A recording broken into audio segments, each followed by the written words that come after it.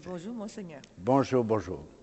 L'année liturgique est vraiment une belle saison parce que chaque partie de l'année liturgique nous invite à un changement pour quelque chose de très grand. Et nous allons commencer le carême. Oui. Et le carême, ça commence avec le mercredi des cendres. Et au mercredi des cendres, on entend toujours deux paroles. C'est soit tu es poussière et tu retournes en poussière, ou convertissez-vous et croyez à la bonne nouvelle. Pouvez-vous en parler un petit peu sur ces deux choses-là? Les deux phrases que nous employons, vous êtes poussière et vous retournerez en poussière, c'est pour nous dire que nous sommes des humains. Nous avons été créés à l'image de Dieu, il est vrai, mais nous sommes des humains.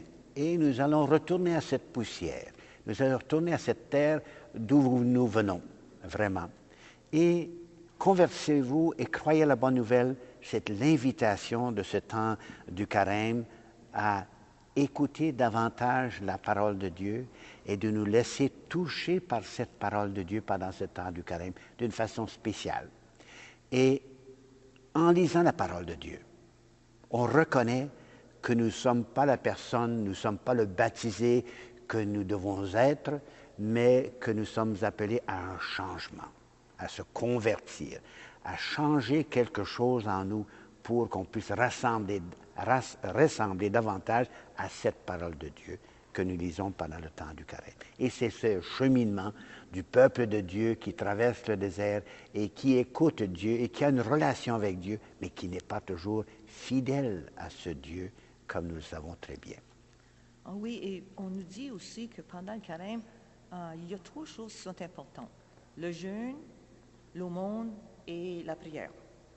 Est-ce que vous pourriez parler sur le jeûne au niveau des jeunes et peut-être des personnes âgées, que ce n'est pas le même jeûne que pour les personnes qui doivent jeûner de la nourriture?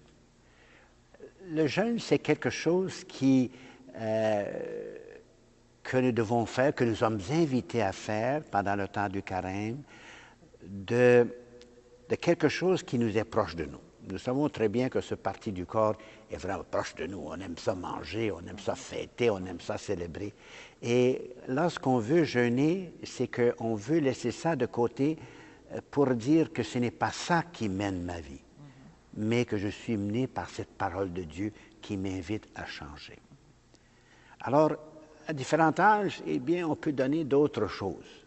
On peut laisser de côté d'autres choses. Pour un jeune, c'est un bonbon. Je me rappelle quand j'étais jeune, c'était des bonbons. On ne mangeait pas de bonbons pendant le temps du carême.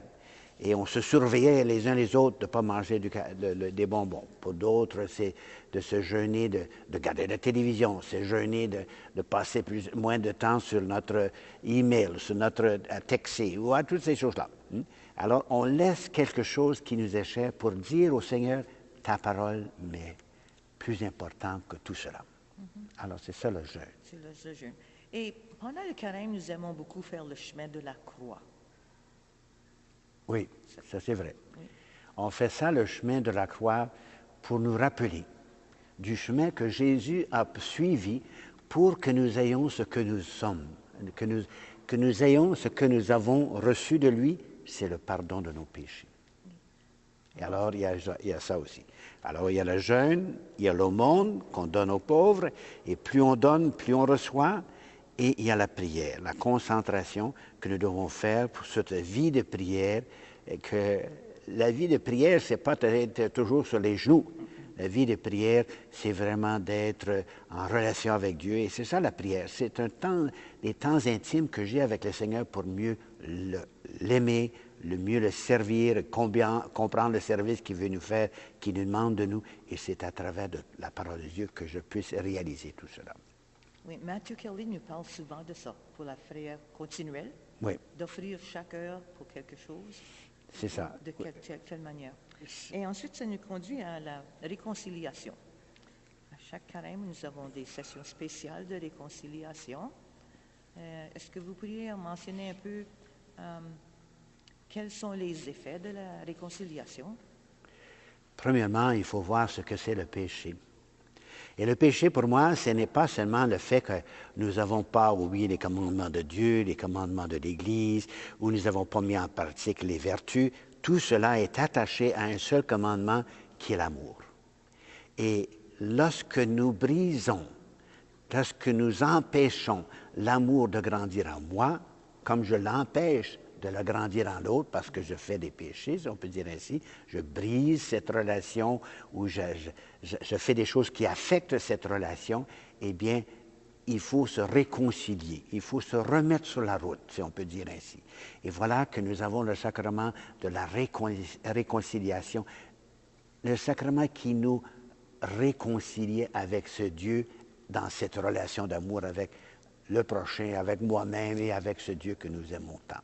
Alors, la réconciliation est un sacrement, pas seulement pour le temps du carême, c'est vraiment le sacrement qui me permet de voir là où je suis dans mon cheminement de vie et de voir comment je dois toujours être prêt à me réconcilier car je me suis brisé, car j'ai brisé cette relation avec l'autre et avec l'Église.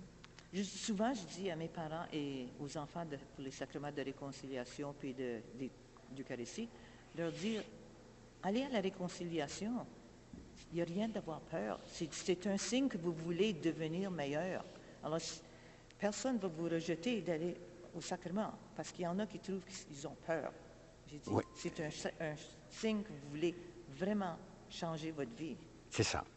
Le sacrement de réconciliation est réconcilier, de refaire les liens, de refaire la relation pour que je puisse être ce que le Seigneur demande de moi et ce que le Seigneur veut que je sois pour les autres et ce que moi-même je veux être pour les autres. C'est ce cheminement que je fais pour être le meilleur de moi-même. Et le plus souvent que nous y allons, le plus facile que c'est pour aller chercher la grâce de Dieu. C'est ça. Et plus on va à confesse, plus on pourrait dire, conscient vraiment que je chemine ou je ne chemine pas. Alors, la confession, c'est une occasion pour moi de voir comment est-ce que je chemine dans ma vie spirituelle avec Dieu, dans cette relation d'amour avec le prochain, avec l'Église et avec tout le monde et avec moi-même. Et plus souvent j'y vais, plus souvent je prends le temps de regarder mon cheminement, plus je peux approfondir davantage cette relation avec Dieu. Ah oui. Et il y a des personnes aussi qui demandent pourquoi il faut que j'aille à confession à un prêtre? Pourquoi je ne me confesse pas seulement, juste directement à Dieu? Ce serait bien plus facile de dire que je puisse confesser à Dieu, certainement. Mais je fais partie d'une Église faite d'êtres humains. Et quand je fais un péché, si on peut dire ainsi, quand je brise ou j'affecte cette relation, je n'affecte pas seulement la relation avec Dieu, mais ma relation avec les autres. Alors je dois avoir quelqu'un à qui je puisse dire mes manquements, ce que j'ai empêché l'Église de grandir parce que j'ai péché, eh bien je viens dire à l'Église, voilà mon péché. Et voilà, je viens les confesser. Alors, il est normal, comme personne humaine, que nous ayons une autre personne à qui nous allons pour dire nos péchés. Et cette personne nous pardonne au nom de l'Église, au nom du Christ. Parce que je ne suis pas un être spirituel, je suis une personne qui chemine avec d'autres personnes. Et c'est cette relation ici, horizontale, qui a été brisée. Et en moi, alors je dois le réconcilier, je dois le refaire. Et le prêtre représente cette personne, représente ce péché, pour dire que j'ai péché. Et voilà, je redécouvre la liberté, la joie d'être un enfant de Dieu. C'est comme une petite résurrection à chaque fois. Exactement. Et le carême nous conduit à la grande résurrection. C'est ça. Et c'est pour ça qu'on insiste sur la confession pendant le temps du carême. Et c'est pour ça qu'on insiste à une résolution du carême. Mais une résolution qui n'arrête pas à la fin du carême, mais qui continue, qui me met dans un élan et qui me permet de grandir, de continuer à grandir dans cette relation avec Dieu. Merci beaucoup, Monseigneur. Merci beaucoup pour les questions et le temps que nous avons eu d'échanger ensemble. Merci et bonne journée à tous et bon carême pour tout le monde.